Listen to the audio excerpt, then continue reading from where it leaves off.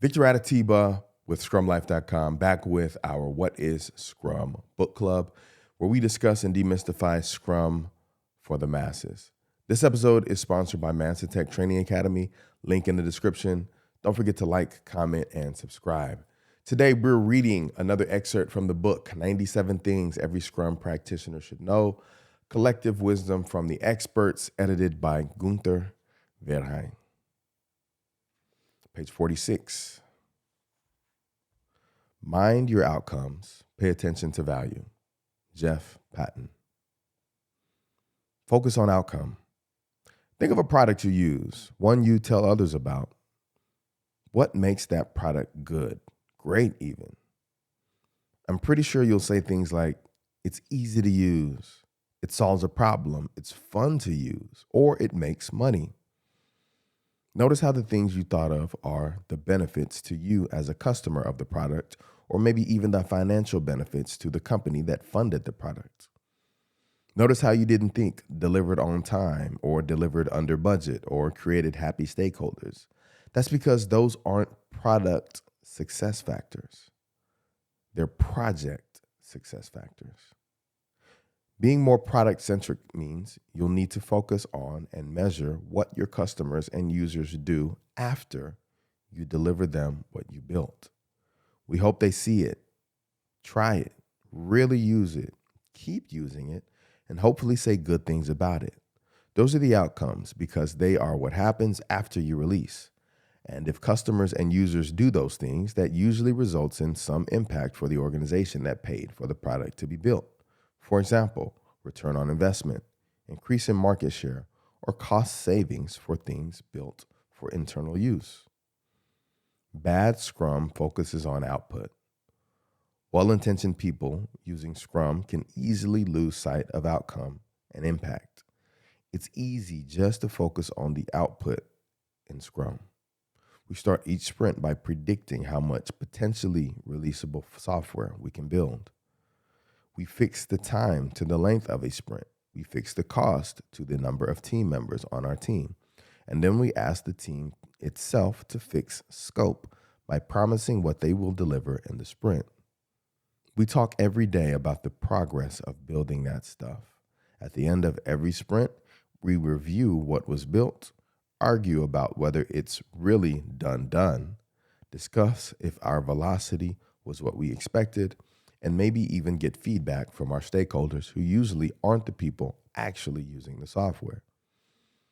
It's odd that the things that matter most to product success aren't the things we spend time worrying about, so you'll need to fix that. Keep effort and outcome visible.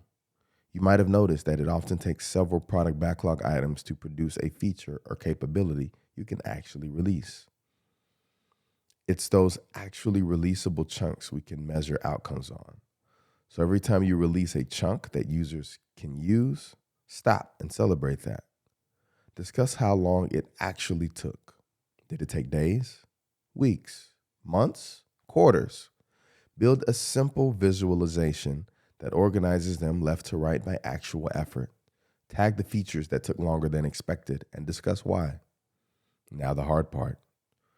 You'll need to wait for users to actually see, try, use, and keep using that feature or capability. Because if they don't, I promise you won't get the business impact you'd hope for from building it. Make your visualization two-dimensional by adding an actual outcome axis.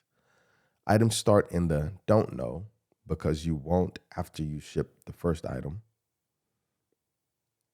Because you won't after you first ship them. The buckets after that are awful, okay, and awesome. Make it a continuum. You'll end up with something that looks like this.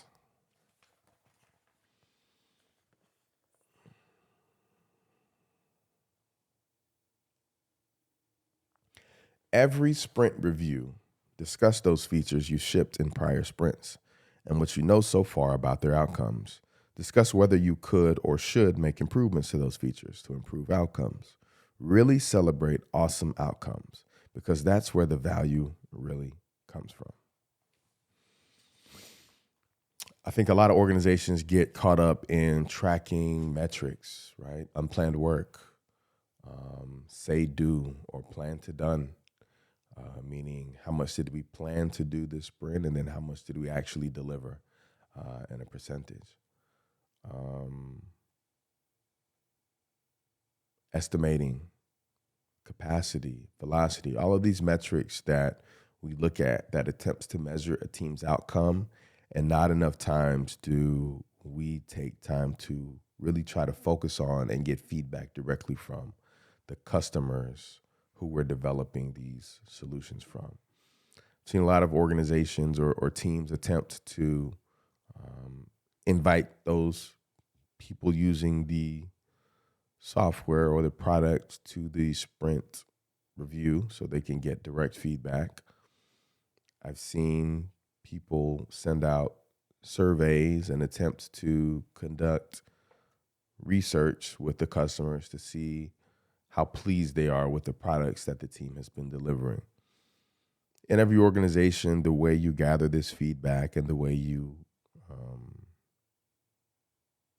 disseminate these results to the team is probably going to be a little bit different. But I think the most important thing is to attempt to get that feedback back, attempt to speak firsthand with the customers that you're developing these products for, and really get feedback from the horse's mouth, if you will. The more those customers can engage directly with the entire Scrum team, not just product, but also with engineering, I think the better you prepare your developers and your engineers to be bought in to the products that they're releasing and actually deeply have a better understanding of the whys for the products they are working towards. Did you enjoy today's episode? I hope you did. Leave me a comment. Tell us what you think. Looking forward to seeing you in our next episode. Thanks.